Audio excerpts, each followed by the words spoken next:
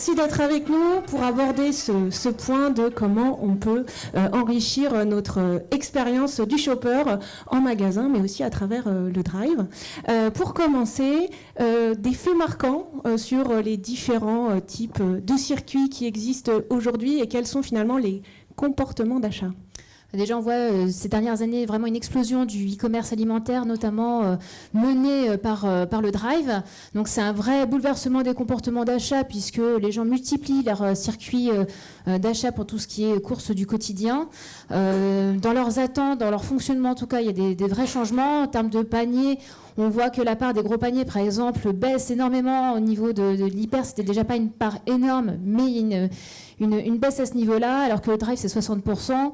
On a aussi, en termes d'évolution du chiffre d'affaires, qui est aux alentours de 0,6 pour tout ce qui est hyper et super, alors que le drive, on est à plus 12,2 en 2016. Donc, il y a une vraie, très belle progression de ces circuits, avec voilà, tous les comportements qui sont inhérents sur l'exigence, l'hyperconnectivité des shoppers. Alors Benjamin, justement, est-ce que ces chiffres vous parlent? Quel est le bilan 2016 que vous faites du drive chez Auchan? Alors, je confirme totalement ce que dit Aurélie. On a encore vécu une superbe année 2016, donc avec une progression très très bonne. On était très contents, plus 7%. Donc, on voit que c'est pas fini sur tout ce qui est progression au drive. On est quand même à un tournant, c'est que pendant des années, il y a eu vraiment un programme d'ouverture de drive, donc un peu partout sur le territoire où ça s'est ouvert, toute enseigne confondue. Et maintenant, on a un petit peu d'autres axes de progression, donc on va développer de nouveaux concepts, de nouveaux formats de livraison. Donc ça a commencé en 2016, ça va se poursuivre en 2017. Un ou deux exemples, c'est l'ouverture d'un drive à Michelin récemment, donc interne à l'entreprise, qu'on avait déjà fait avec Alcatel, mais qui est vraiment un concept un peu nouveau. Et on travaille aussi, on est aussi sur des drives pilotes, sur tout ce qui est mise en place de lockers on regarde pour travailler un petit peu, pour coupler le drive et la livraison à domicile. Donc ça, c'est vraiment des gros sujets et qui vont répondre à des nouvelles attentes clients, mais c'est des choses sur lesquelles on a travaillé, on continue de travailler. Il y a une question qui me taraude quand même entre le drive et le physique. Est-ce que en fait vous êtes en stratégie d'acquisition de nouveaux clients et est-ce que vous le constatez, vous l'observez, ou est-ce que c'est de la fidélisation? Qu'est-ce que vous avez à nous dire là-dessus? Alors, on continue d'avoir des nouveaux clients. Donc aujourd'hui, j'ai pas forcément de chiffres très précis à donner, mais via du Google AdWords, via de l'affiliation, on continue d'acquérir des nouveaux clients. Après, c'est très délicat d'estimer la part du client qui vient sur notre site, qui s'en va, ou alors qui va passer une commande et qu'on ne reverra plus, etc. C'est assez délicat de savoir le pourcentage de clients qu'on arrive à fidéliser vraiment dans le temps. Shendo, vous êtes chez Alchemix. Alors, est-ce que vous pouvez nous dire en quelques mots qu'est-ce que c'est qu'Alchemix et comment, dans quel type d'usage vous utilisez toutes ces données que vous exploitez? Tout à fait. Alors, ce matin, on a parlé beaucoup d'expériences basées sur le numérique, d'applications, de services. Et bien, chez Alchemix, on propose en fait une plateforme collaborative spécialisée aux entreprises du secteur de la grande distribution qui va établir justement un pont entre les marques et les distributeurs pour partager tout type de produits. Grâce à notre solution, en fait, les marques et les distributeurs ont un canal unique pour partager des données aussi simples que peuvent être le nom, la référence du produit, jusqu'à des données plus complexes, des vidéos, des recettes, des conseils, et même chacun des attributs spécifiques à chaque produit. Et nous faisons en sorte que ces attributs-là deviennent exploitables en tout temps, tout moment, par les destinataires et en principal lieu, les distributeurs. Alors, pour aller sur un exemple un peu plus concret, on va se connecter à l'assortiment produit du distributeur, on va automatiser tout le processus de collecte des informations nécessaires au distributeur dans son écosystème de marque. On va automatiser également le partage pour qu'il récupère ces informations. Au final, il bénéficie d'une information plus riche, qui va permettre notamment d'informer le consommateur, mais aussi plus fine, qui permet, on a vu plusieurs exemples, d'aller alimenter des systèmes d'analyse, qui va permettre d'aller optimiser des moteurs de recherche, de recommandations, tous ces systèmes qui vont, en fait, à chaque instant, garantir une expérience shopper optimale pour le consommateur. Et finalement, qui est-ce qui vous appelle? C'est plutôt les distributeurs? C'est plutôt les marques aujourd'hui? Alors, c'est les deux, mais dans notre modèle, c'est le distributeur qui reste notre premier client, qui va nous dire, mais moi, j'ai besoin d'améliorer, d'apporter plus de valeur grâce au digital dans mon écosystème. Ça peut être en e-commerce, mais ça peut être aussi pour des outils internes ou le magasin connecté, par exemple. Une fois qu'il a notre solution, La marque qui travaille avec ce distributeur-là a accès à une version gratuite de notre plateforme et elle-même peut bénéficier de fonctionnalités additionnelles pour démultiplier son usage de sa donnée dans son écosystème de distribution. Et du coup, en termes de business model, comment ça marche? Qui est-ce qui finance cette opération? Alors, ça va dépendre un petit peu de quel côté on se passe. Le distributeur, lui, va avoir une licence annuelle qui lui permet justement d'avoir un canal unique d'acquisition de la donnée produit et exploitable. Et ensuite, la marque, si elle trouve notre solution intéressante, elle va se dire c'est bien, je peux travailler avec Auchan, mais moi, j'ai pas que Auchan comme distributeur, j'en ai d'autres. Et là, on va lui proposer un certain nombre d'outils qui va lui permettre de valoriser la donnée déjà saisie ou déjà connectée avec Alchemix dans tout le reste de son écosystème de distribution en fonction de l'état de notre réseau avec ces distributeurs-là. Et du coup, sans rentrer dans des fourchettes de prix, mais ça rentre, c'est quoi? C'est une licence? C'est un forfait? C'est des licences annuelles qui sont basées sur des options, des fonctionnalités qui vont permettre d'optimiser la productivité, le nombre de connexions entre marques et fournisseurs. Il y a différentes catégories en fait, de fonctionnalités. D'accord. Bon, alors pour visualiser un petit peu mieux de quoi on parle, Aurélie, est-ce que tu peux nous dire ce que vous avez déjà entrepris au sein du groupe La Martiniquaise? Alors en fait, il faut savoir déjà en amont, donc on est numéro 2 des spiritueux en France. Et donc en termes d'ADN de notre groupe, on est très orienté sur tout ce qui est mode de dégustation, notamment autour des cocktails. Donc comment bien utiliser les produits. Donc en termes de magasins physiques, on a un certain nombre d'animations cocktails que l'on met en place. On a l'ILV, des PLV, des barmen qui viennent en point de vente. Et c'est vrai que sur toute la partie e-commerce jusqu'à récemment, on n'avait pas toute cette sensorialité, même le côté tactile qu'on ne peut pas avoir en e-commerce, qui est très important pour nos produits, de voir les produits, de voir ce qu'on peut en faire, donc était extrêmement manquant. Donc du coup, via Alchemix et donc avec le partenariat qui a été mis en place avec Auchan Drive, on a pu mettre en place un certain nombre une quantité de fiches enrichies autour... ah oui, c'est vrai, j'ai oublié. En fait, il y a 3 axes, c'est-à-dire qu'il y a d'une part, en fait, ce qu'on a vu, l'information classique, donc qui doit être concise, qui doit être adaptée au web, parce que bien entendu, on n'est pas sur des supports imprimés, donc il faut que ça fonctionne bien sur des écrans, que ce soit aussi bien desktop que mobile. Donc il y a toute une rédaction à effectuer sur la base des contenus, notamment issus du marketing. Des éléments de rassurance qui sont immédiatement identifiables, qui crédibilisent aussi bien nos produits que l'image que donne le distributeur, parce qu'il aura fait le bon choix en termes d'assortiment. Et l'idée est bien entendu donc, de lever les freins à l'achat, surtout que ce sont des produits souvent qui sont assez onéreux. Hein.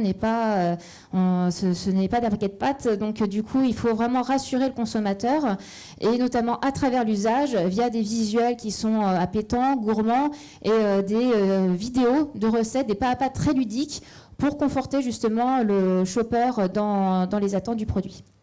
Donc finalement, on est en train de rajouter beaucoup de contenu, Oui. beaucoup de marques dans fait. des interfaces qui, au démarrage, n'étaient que centrées performance. Exactement. Donc du coup, sachant que quand même ça participe, bien évidemment, comme on disait, le fait de rassurer le consommateur, ça participe bien évidemment à la performance. Et du coup, on peut le voir là en termes d'exemple, donc en termes de label, on a des médailles internationales, ça nous permet justement de valoriser ces informations-là pour rassurer donc le consommateur. On propose un certain nombre de recettes qui sont adaptées bien entendu aux produits, et quand on dispose, voilà, on a une grosse stratégie de marketing de contenu en fait autour de différentes plateformes, et notamment une où on a plus de 400 recettes de cocktails qui est destinationcocktail.fr. Du coup, on récupère ces éléments-là pour les transmettre via la plateforme d'Alchemix. Au niveau des mises à jour, du coup, ça se passe comment? Alors en fait, on a une plateforme on a un accès en ligne. Du coup, soit les éléments, c'est via cette plateforme en fonction des personnes qui souhaitent juste modifier des informations de réglementation, d'ingrédients. Ou moi, par exemple, si je veux changer certains contenus, et la plupart des contenus sont mis en temps réel en ligne sur Auchan Drive. Très bien. On pourrait imaginer demain, en plus, intégrer les commentaires des réseaux sociaux ou... Mais déjà les avis, parce que c'est un vrai plus de la plateforme d'Auchan Drive, puisqu'ils intègrent Bazaar Voice. Donc du coup, nous, ce qui est très bien, puisque les avis en plus sont passés en dessous de nos contenus enrichis. Donc c'est un peu un passage obligé si on veut découvrir les avis. Et en plus, ce qui est top, c'est que généralement les avis sont très positifs. Donc en termes d'image, pour nous, c'est un vrai plus. Et du coup, Shendo, quand vous travaillez avec les marques aujourd'hui, entre les personnes qui s'occupent du contenu, de la marque, les personnes qui sont dans la structure e-commerce, comment ça se passe? Alors c'est très hétérogène, parce qu'on s'aperçoit que déjà cette capacité à pouvoir mobiliser du contenu de la marque chez le distributeur, c'est un sujet nouveau. Et on est assez surpris de constater qu'en fait, souvent, le contenu est produit par des équipes marketing d'un côté, mais dans le cas présent, les premiers consommateurs chez les distributeurs, ça va être les personnes en charge du e-commerce. Et elles, ce qu'elles recherchent, c'est du contenu pour générer de la performance. Du coup, elles ont des interlocuteurs chez la marque qui adoptent la même stratégie, qui se disent, si j'ai du contenu, je veux qu'il soit performant, je veux pouvoir le mesurer, le suivre. Et souvent, il y a deux questions qui se soulèvent de la part de ces personnes, c'est où je trouve mon contenu. Et donc là, il y a une question de comment on va favoriser les synergies entre les équipes marketing et les responsables e-commerce. Et deuxième sujet, comment on va impliquer l'équipe marketing dans une stratégie où, comme ils le font sur Facebook ou Instagram, en développant des contenus très spécifiques pour susciter l'engagement, vont pouvoir également optimiser leur contenu pour générer de l'engagement et de l'accroche en e-commerce. On voit aujourd'hui certains de nos clients, des grandes marques, qui commencent à collaborer avec le distributeur pour réfléchir à ces sujets-là, tester et proposer justement des visuels qui vont générer beaucoup plus d'actes, d'achat d'impulsion, d'accroche en e-commerce. Donc c'est vraiment un sujet nouveau à prendre en considération. Donc ça veut dire que les gens du contenu, ils vont devoir s'habituer à des nouveaux indicateurs de performance Il y a beaucoup de choses à mettre en place et à discuter sur ce volet-là, en effet. Parfait. Alors Julie, de Shazam, grand retour de Shazam ces dernières semaines. Une annonce côté média, on en reparlera juste à la fin parce que c'est pas tout à fait le centre du sujet. Mais finalement Shazam, aujourd'hui, quelle est votre stratégie de déploiement en France et notamment côté distribution puisque vous intervenez aussi dans ce secteur-là? Oui, alors c'est peut-être un petit peu étonnant pour certaines personnes dans la salle d'avoir Shazam autour de cette table, mais effectivement, la stratégie en France et dans le monde de Shazam, elle est assez simple et elle est de diversifier un usage qui est déjà ancré dans le quotidien de millions de personnes à travers le monde. Donc cet usage, c'est évidemment d'utiliser l'application Shazam pour reconnaître une musique. On s'est rendu compte au fur et à mesure du temps que les gens utilisaient l'application pas simplement chez eux ou dans leur voiture pour un son à la radio, mais également au restaurant, dans les magasins, devant leur télé, vous en avez parlé, et devant un écran de cinéma. Donc, ce qui fait qu'on s'est dit qu'il y a une opportunité ici d'offrir plus à nos utilisateurs. Finalement, activer Shazam, c'est avoir une information contextualisée. Donc, on va permettre aujourd'hui, à travers une caméra qu'on a intégrée dans Shazam, de finalement shazamer, scanner en fait des contenus qui sont des produits, des visuels, etc., etc. Donc aujourd'hui, cette stratégie, elle est mise en place aussi dans les magasins. Il y a un chiffre qu'on n'a pas dit, mais aujourd'hui, il y a 70% des gens qui avant, au moment de l'acte d'achat, consultent leur mobile. Donc, qu'est-ce qu'on a fait aujourd'hui, par exemple avec Oldnix, et j'en remercie Aurélie de m'avoir convié aujourd'hui, on a développé en fait la première bouteille de rhum interactive, c'est-à-dire que vous êtes en magasin, vous hésitez entre du rhum, de la vodka, ou alors vous dites, moi je veux du rhum parce que j'aime les mojitos, mais qu'est-ce que finalement, est-ce que les gens ce soir à ma soirée vont aimer le mojito et là, le plus produit, c'est quoi? C'est que vous chasamez cette bouteille et finalement, vous avez toute une liste de recettes instantanément. Donc c'est un vrai avantage concurrentiel pour le coup. C'est un vrai bénéfice consommateur qu'on offre instantanément donc, et une expérience shopper qui change un petit peu. Et c'est potentiellement un déclencheur d'achat, c'est ce qui est le plus important. De même, InStore, on a développé, alors la démarche est un peu différente. Pour Danone, par exemple, on a rendu, c'est la slide d'après, des packaging interactifs durant l'Euro de foot. Donc Danone est très investi dans le foot et dans le sport. Et ils ont profité de cette occasion donc pour donner un vrai bénéfice acheteur pour le coup. Vous êtes chez vous, vous chasamez le packaging et vous avez des places pour aller voir des matchs de foot, etc. Donc cette démarche-là, c'est vrai qu'on la développe de plus en plus avec de plus en plus de marques et d'agences. La démarche inverse pour les campagnes, par exemple médias, les campagnes presse, les campagnes affichage, c'est pour le coup qu'une publicité maintenant devient une occasion d'acheter ou de découvrir un produit. C'est ce qu'on a développé avec Guerlain notamment, la petite pomme noire. Vous êtes chez vous, vous lisez votre magazine, c'est la slide d'après, et vous pouvez directement acheter en fait le parfum. Donc juste pour finir, voilà, c'était l'exemple de Guerlain. On travaille beaucoup avec le secteur de la mode beauté. Pour finir, au-delà de toutes ces stratégies et ces démarches développées, évidemment, derrière, il y a la data, ce qui est important pour Oldnix, par exemple, ou pour tous les partenaires avec lesquels on travaille, c'est d'avoir une idée très précise de qui a été intéressé par la campagne ou par le produit. Donc pour Oldnix, en l'occurrence, quand on regarde notre dashboard, on s'aperçoit que ce sont plutôt des hommes entre 20 et 25 ans qui habitent soit à Paris, soit dans l'ouest de la France, vraiment, qui sont plus Apple users que Android, et qui écoutent plutôt Drake et Christine and the Queen. Voilà.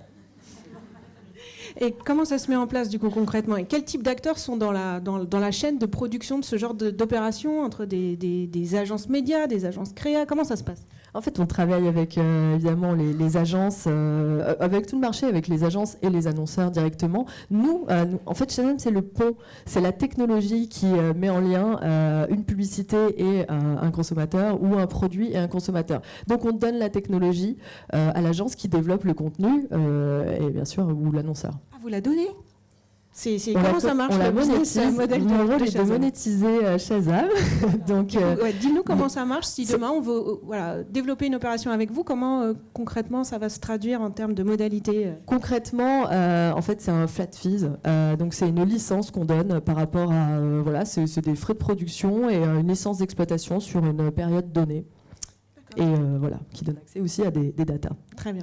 Donc, du coup, on s'aperçoit bien qu'il y a une nouvelle relation qui est en train de se créer entre les distributeurs et les marques, une relation qui est un peu nouvelle grâce au digital. Quels sont les enjeux, finalement, de cette nouvelle collaboration, Shendo? Alors, en effet, on a parlé ce matin, et là on vient d'évoquer avec Shazam l'importance du numérique dans le parcours d'achat. Toutes ces expériences numériques, aujourd'hui, pour bien délivrer la valeur qu'on attendait, elles ont besoin de comprendre le produit pour avoir une interaction pertinente avec le consommateur. Donc la question, c'est comment je fais passer cette connaissance de la marque jusqu'à l'expérience, à l'outil, à l'acteur qui en a besoin. Aujourd'hui, si on regarde comment c'est fait, souvent entre les marques et les distributeurs, en tout cas notamment dans la partie GSA, c'est des choses qui sont très manuelles, qui peuvent être faites par email, par téléphone, par fichier Excel, ce qui est assez lent, empêche de pouvoir partager beaucoup de données et génère beaucoup d'erreurs.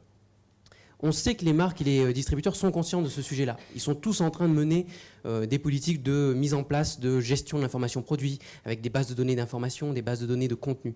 Mais le vrai challenge, c'est vraiment de se dire comment on collabore pour maintenir ces outils-là avec des données qui sont complètes et à jour en tout temps. C'est là où nous, on aime bien faire une analogie en fait avec la logistique. En logistique, personne ne viendrait à dire le seul problème de la logistique, c'est le stockage. La logistique, c'est le stockage, mais c'est aussi la commande, c'est aussi la livraison, la mise en rayon. De cette même façon, il faut qu'aujourd'hui, les personnes qui sont en charge de ces nouveaux outils data, contenu, considèrent la chaîne de données d'une façon globale avec leurs partenaires pour mettre en place tous les outils, l'industrialisation nécessaire sur les processus de collecte et de partage. On a notamment des bons, de bons clients avec nous aujourd'hui. Avec la Martiniquaise, on a notamment pu, en quelques jours, en moins de 4 jours, faire vraiment tout le réaménagement des fiches produits de plus de 200 références en 4 jours. Et Ocean Drive a un projet beaucoup plus ambitieux sur tout son écosystème fournisseur. On est vraiment là dans industrialiser cette collecte-là pour pouvoir, en tout temps, maintenir des expériences à forte valeur ajoutée pour le consommateur. Et donc, du coup, est-ce que je comprends bien, Benjamin, si je dis que vous, en tant que retailer, votre intérêt, c'est de continuer à pousser ces nouveaux usages et cette nouvelle forme de valorisation des marques sur vos sites? Exactement. Nous, on a 2 indicateurs qu'on regarde avec grande attention. La première, c'est pas un indicateur business, c'est d'être en conformité avec la législation. Donc, il faut savoir qu'il y a eu la loi Inco qui est sortie il y a quelques mois, années maintenant, qui nous oblige à afficher sur le site un certain nombre d'infos qu'on récupère donc à la fois des fournisseurs et à la fois d'Alchemix, enfin qui transitent par Alchemix. Petite parenthèse, je ne pense pas que tu en aies parlé, c'est que tout ce qui est justement données légales pour tous les fournisseurs, c'est un module non payant chez Alchemix. Donc ils ont tout intérêt à le faire et nous, comme ça, on récupère toute cette data pour proposer le maximum d'infos. Et ensuite, on a fait quelques tests avec différents fournisseurs. Donc on a travaillé beaucoup avec Aurélie et la Martiniquaise, avec d'autres fournisseurs, sur la mise en place de contenus riches. Donc tout ce qui est vidéo, tout ce qui est recettes. Faut savoir, c'est que les consommateurs, ils sont de plus en plus demandeurs justement d'accompagnement pour les aider dans leur parcours d'achat. Et on a vu que ça apportait ses fruits, puisqu'on a vu des petits... des uplifts, pas toujours des petits d'ailleurs, des uplifts au niveau des ventes et au niveau des conversions. D'accord. Vous avez d'autres marques aujourd'hui qui, du coup, dans différentes catégories, travaillent sur ces sujets-là. Est-ce qu'il y a des secteurs qui sont un peu plus pionniers? Alors, le premier fournisseur avec qui on a travaillé, c'était la Martiniquaise, donc pour tout ce qui est mise en place de recettes et de vidéos. Aujourd'hui, on a une grosse majorité de nos fournisseurs qui s'y mettent. Donc, qui propose vraiment on travaille beaucoup sur les visuels. L'idée, c'est vraiment de mettre le client au centre de nos réflexions et donc de voir comment on peut lui faciliter son parcours d'achat.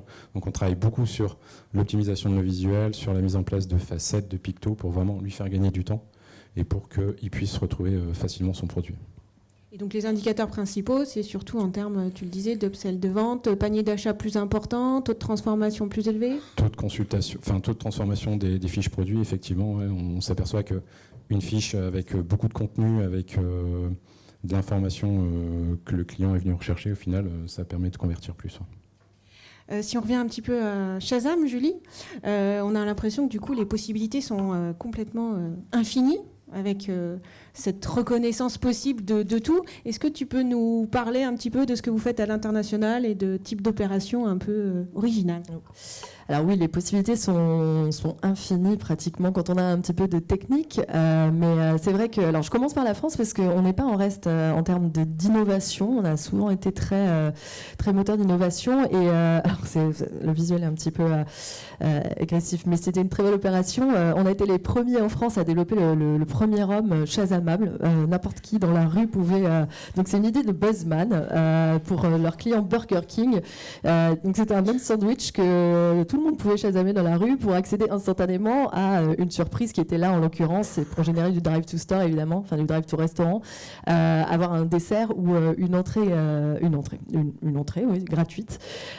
Donc bon, c'est un exemple de drive to store, mais ça a généré beaucoup de social derrière, beaucoup de partage. Autre exemple, cette fois-ci à l'international pour BMW à Londres, à Saint-Pancras, on a développé une concession automobile éphémère, donc qui proposait en fait tout simplement de scanner le modèle qu'on préférait pour l'acheter ou pour avoir des informations ou tout simplement pour être dirigé vers la concession la plus proche. Alors l'espace pour les concessions, c'est une vraie problématique et là sur 30 mètres carrés, vous avez la possibilité donc d'exposer tous les modèles BMW et surtout pour BMW derrière la possibilité de savoir quel est le modèle en fait que les gens préfèrent.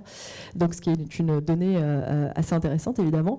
Donc voilà, on a généré un achat de BMW quand même, je tiens à le dire, c'est quand même pas un achat d'impulsion en général. Voilà, donc effectivement c'est le type d'opération, je pourrais montrer des tonnes d'exemples. En revanche, ce qu'on a annoncé très récemment, c'est évidemment techniquement on va un peu plus loin aujourd'hui, on offre plus de choses avec lesquelles interagir, mais surtout les résultats, alors si on peut lancer successivement les trois exemples.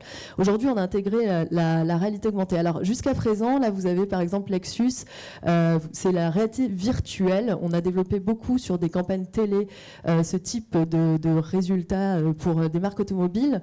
On développait du 360 avec notamment Jean-Paul Gaultier. C'était une affiche presse, une annonce presse que vous chasamiez et vous aviez directement, la campagne s'appelait Be the Bottle, vous étiez dans la peau de la bouteille de parfum et vous voyez les marins et autres personnages qui étaient présents. Et aujourd'hui, effectivement, on va plus loin. Vous connaissez évidemment la différence avec la réalité augmentée.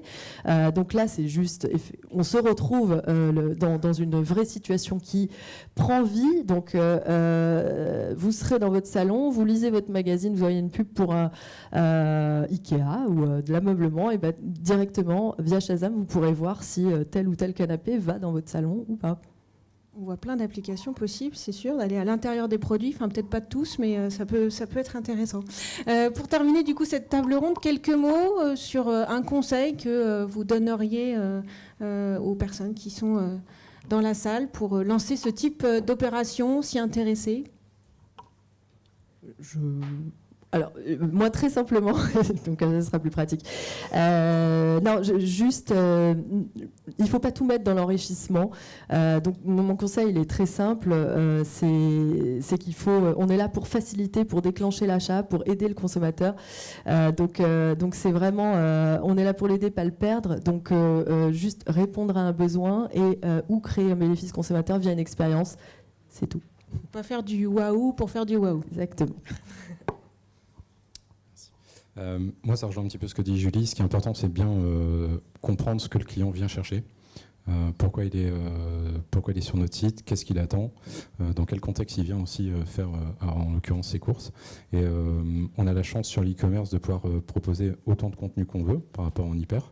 On n'a pas de limitation de place. Par contre, il faut juste que le contenu soit proposé au bon endroit, au bon moment. si possible au bon client, en personnalisant un petit peu. Mais, et à partir du moment où on propose un contenu riche, on voit qu'il y a derrière il y a un impact effectivement sur les ventes. Du coup, tu abordes le point de la personnalisation. C'est déjà des choses qui sont en place ou qui vont arriver? C'est des choses sur lesquelles on travaille et qui devraient arriver. Ouais. Quelque chose qui personnalisation par rapport à la connaissance que vous avez de votre client, comment on pourrait demain personnaliser les fiches produits et tous ces contenus enrichis? Alors, on pourra, les fiches produits, je ne sais pas encore, mais en tout cas, on pourra personnaliser le parcours client. Donc aujourd'hui, je pense que c'est plutôt désagréable d'avoir des informations sur des couches ou sur des croquettes quand on n'a ni animal ni enfant. Donc voilà, ça va être déjà sur des optimisations comme ça. Et après, ça viendra dans un second temps pour fiche article. Shando? Oui, alors je vais rejoindre un peu pas mal de choses qui ont été dites ce matin. Au-delà de l'effet waouh, ce qui peut vraiment faire la différence, c'est vraiment la continuité d'une expérience innovante auprès du consommateur pour que la relation se construise dans le temps. Et là, mon message, ce serait il ne faut pas négliger les sujets des plateformes technologiques, de la donnée, de sa gestion. Et il faut dès maintenant le prendre en compte, parce que dans les années qui vont venir, dans les 3-4 ans, il va y avoir certainement une explosion de ces expériences-là. Et ceux qui auront mis en place en fait, ces démarches-là auront certainement un cran d'avance sur ceux qui feront juste que des petites expériences pour tester, et puis au bout de 3 mois, ça tombe à l'eau. Donc vraiment, prendre en compte la problématique de la donnée dans sa globalité. Et moi, sur le dernier point, donc on a parlé beaucoup justement de toute cette expérience autour du shopper, de l'utilisateur, mais ça ne peut pas se construire sans du collaboratif. Donc il faut vraiment qu'il y ait des échanges entre les retailers, entre les startups, entre tous ces acteurs et les marques, pour justement trouver quels sont les meilleurs contenus, les meilleures solutions à proposer aux consommateurs. Et c'est comme ça qu'on arrive à progresser ensemble et du coup d'atteindre des objectifs qui sont communs. C'est vraiment le point qui me semble essentiel. Voilà. Merci à vous 4 et merci Aurélie de finir par le collaboratif, parce que c'est vrai que finalement, au-delà de l'enrichissement de l'expérience du shopper, c'est aussi l'enrichissement, je trouve, d'une nouvelle relation entre les marques et les distributeurs, et c'est plutôt une bonne nouvelle. Merci beaucoup.